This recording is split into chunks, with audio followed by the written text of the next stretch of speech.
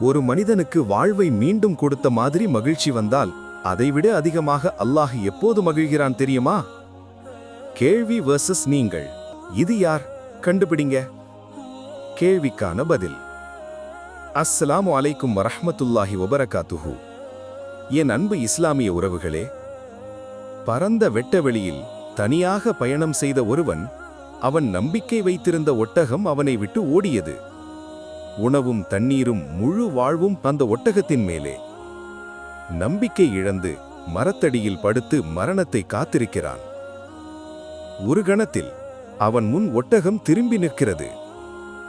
அதன் கடிவாளத்தை பிடித்து மகிழ்ச்சியில் சொல்வது கூட புரியாமல், இறைவா, நீ என் அடிமை, நான் உனது எஜமான்.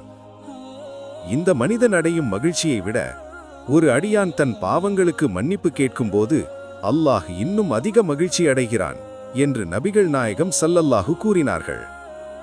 அறிவிப்பவர் அனஸ் ரதியல்லாஹு அன்ஹு. முஸ்லிம் 5300. மேலும் பயனுள்ள இஸ்லாமிய வீடியோக்களுக்கு சப்ஸ்கிரைப் செய்யுங்கள்.